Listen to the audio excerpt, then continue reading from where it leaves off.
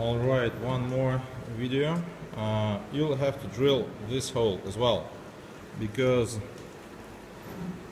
I will show you. I will have these slots for cables, and cables go out through this hole.